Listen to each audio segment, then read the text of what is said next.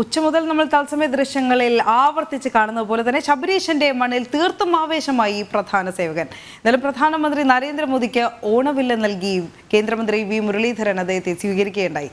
പ്രധാനമന്ത്രിക്ക് ആറന്മുള കണ്ണാടിയും പള്ളിയോടവും അനിൽ കെ ആന്റണി സമ്മാനിച്ചു. പ്രമാടം ഇൻഡോർ സ്റ്റേഡിയത്തിൽ ഹെലികോപ്റ്ററിൽ ഇറങ്ങിയ പ്രധാനമന്ത്രി റോഡ് മാർഗമാണ് ജില്ലാ സ്റ്റേഡിയത്തിൽ നടന്ന NDA മഹാസമ്മേളന വേദിയിലേക്ക് എത്തിയത്. തുടർന്ന് സമ്മേളനത്തിന് ശേഷം 3:15 പ്രധാനമന്ത്രിയുടെ മടക്കം. ശാലിനിയാണ് കൂടുതൽ വിവരങ്ങൾ നൽകാൻ പത്തനംതിട്ടയിൽ നിന്ന് നമ്മളോടൊപ്പം ചേരുന്നത്. ശാലിനി, തീർത്തും ആവേശമായിരുന്നു. ഇന്നലെ ഒരുപക്ഷെ പ്രധാനമന്ത്രിയുടെ വരവ് കാത്ത് ഇന്നലെ മുതൽ തന്നെ ശബരീശന്റെ മണ്ണ് ആവേശത്തിലാണ്. ഇന്ന് അത് ഉച്ചസ്ഥായിലാവുന്ന ഒരു കാഴ്ച കണ്ടു. പ്രധാനമന്ത്രി ജനങ്ങൾക്ക് നൽകുന്ന ഗ്യാരണ്ടി അത് വാക്കുകളിലൂടെയും പ്രവൃത്തിയിലൂടെയും രാജ്യത്തിന്റെ ഓരോ ജനവും തൊട്ടറിഞ്ഞതാണ്. അത് ഇന്ന് പത്തനംതിട്ട ആവേശത്തോടെ ഏറ്റുവാങ്ങുകയും ചെയ്തു.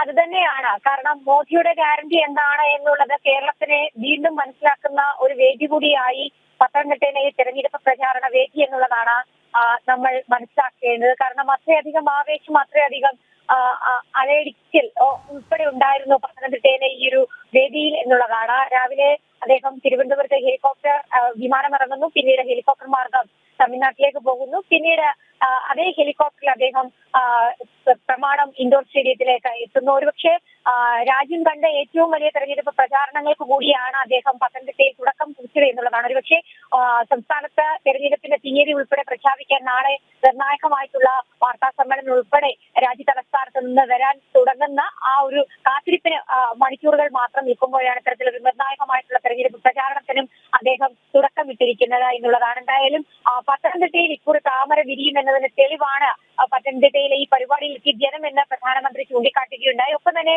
കഴിഞ്ഞ തെരഞ്ഞെടുപ്പിൽ കേരളത്തിൽ ഇരട്ട അക്ക ശതമാനം വോട്ടുകൾ നേടിയിട്ടുണ്ട്. സമാനമായ സാഹചര്യം ഇപ്പോഴുമുണ്ട്. 2 അക്കം തികയ്ക്കും ഇത്തവണ സംസ്ഥാനത്തെ തെരഞ്ഞെടുപ്പിൽ NDAയുടെ മുന്നേറ്റം എന്നുള്ളതാണ് അദ്ദേഹം വീണ്ടും തിരുവനന്തപുരത്തിന് ശേഷം പത്തനംതിട്ടയുടെ മണ്ണിൽ അയ്യന്റെ മണ്ണിൽ ഊട്ടിയുറപ്പിച്ച് പറഞ്ഞിട്ട് പോയത്. ഒപ്പം തന്നെ ഇത്തവണ 400-ലധികം സീറ്റുകൾ നേടുമെന്ന് അദ്ദേഹം മലയാളത്തിൽ പ്രവർത്തകരെ അഭിസംബോധന ചെയ്ത് സംസാരിക്കുകയും ചെയ്തിട്ടുണ്ട്. ഒപ്പം തന്നെ റബ്ബർ കർഷകർ നേരിടുന്ന പ്രധാനപ്പെട്ട ദുരിതങ്ങൾ അത് എണ്ണി അദ്ദേഹം ചൂണ്ടിക്കാട്ടി. LDFും UDFും ഈ വിഷയത്തിൽ കണ്ണടച്ചിരിക്കുകയാണ് എന്നുള്ളൊരു വിമർശനം സർക്കാരിന് നേരെയും ഒപ്പം തന്നെ കോൺഗ്രസിന് നേരെയും അദ്ദേഹം ഉന്നയിച്ചിട്ടുണ്ട്. ഒപ്പം പള്ളിയിലെ പുരോഹിതന്മാർ വരെ ആക്രമണത്തിന് ഇരയാകുന്നു, ഒപ്പം കോളേജുകളിൽ കമ്മ്യൂണിസ്റ്റ് ഗുണ്ടായിസം വളരുന്നു എന്നുള്ള അതിരൂക്ഷമായ ഭാഷയിലുള്ള വിമർശനം അദ്ദേഹത്തിന്റെ ഭാഗത്തു നിന്നുണ്ടായി. ഒപ്പം തന്നെ സ്ത്രീ സുരക്ഷ മുൻനിർത്തി അധികാരത്തിലേറിയ ഇടത് സർക്കാർ ഒരു രീതിയിലും സ്ത്രീകൾക്ക് സുരക്ഷ നൽകുന്നില്ല എന്നുള്ള ഒരു വിമർശനം, സ്ത്രീകൾ ഭയത്തോടെയാണ് സംസ്ഥാനത്ത് ജീവിക്കുന്നതെന്നും അദ്ദേഹം തുറന്നു കാട്ടുകയുണ്ടായി. ഒപ്പം തന്നെ LDFിന്റെ UDFിന്റെ മാറിയുള്ള ഭരണം അവസാനിക്കാതെ ദുരിതങ്ങളിൽ നിന്നും ഒരു രീതിയിലുമുള്ള മോചനം കേരളത്തിൽ ഉണ്ടാകില്ല എന്നുള്ളതാണ് അദ്ദേഹം ചൂണ്ടിക്കാട്ടിയിട്ടുള്ളത്. അത് മാത്രമല്ല, അധികാരത്തിന് വേണ്ടി മാത്രം പ്രവർത്തിക്കുന്ന രാഷ്ട്രീയ കക്ഷികൾ ജനങ്ങൾക്കായി ഒന്നും ചെയ്യുന്നില്ല എന്നുള്ളൊരു വിമർശനം കൂടി അദ്ദേഹത്തിന്റെ ഭാഗത്തു നിന്നുണ്ടായിട്ടുണ്ട്.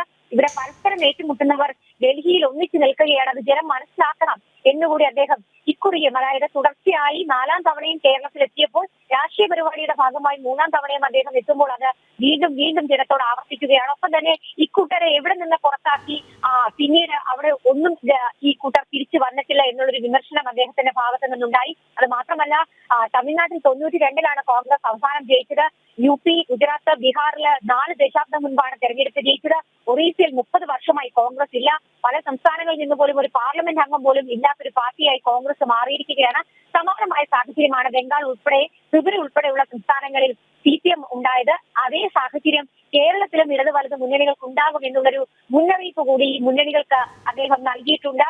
ഇവർ ഉടനെ ഒന്നും കേരളത്തിൽ ഇനി ഭരണത്തിൽ ഉണ്ടാകില്ല, അതിന് ബദലായി NDA അധികാരത്തിൽ വരും, NDAക്ക് കൂടുതൽ സീറ്റുകൾ കേരളത്തിൽ ഉണ്ടാകുമെന്നും അദ്ദേഹം ചൂണ്ടിക്കാട്ടുകയുണ്ട്. അത് മാത്രമല്ല, കേരള ജനത പുരോഗാത്മകമായി ചിന്തിക്കുന്നവരാണ്.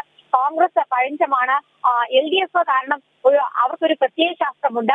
ആ പ്രത്യയശാസ്ത്രത്തിൽ നിന്നുകൊണ്ട് കേരളത്തിലെ വളരാൻ അവർ അനുവദിക്കുന്നില്ല എന്നുള്ളൊരു വിമർശനം അദ്ദേഹത്തിന്റെ ഭാഗത്ത് നിന്നുണ്ടായി. അത് മാത്രമല്ല, കേരളം സമാധാനത്തിന്റെ സംസ്കാരം വളർത്തുന്നവരാണ്. അതുകൊണ്ട് തന്നെ ഇത്തരത്തിലുള്ള അക്രമങ്ങൾ ഒരു രീതിയിലും സംസ്ഥാനത്ത് അനുവദിക്കില്ല എന്നൊരു കാര്യം കൂടി അദ്ദേഹം ചൂണ്ടിക്കാട്ടുകയുണ്ടായി. എന്തായാലും വളരെ പ്രതീക്ഷ പങ്കുവെച്ച് തന്നെയാണ് പ്രധാനമന്ത്രി ഇവിടെ നിന്നും ഇപ്പോൾ മടങ്ങിയിട്ടുള്ളത്.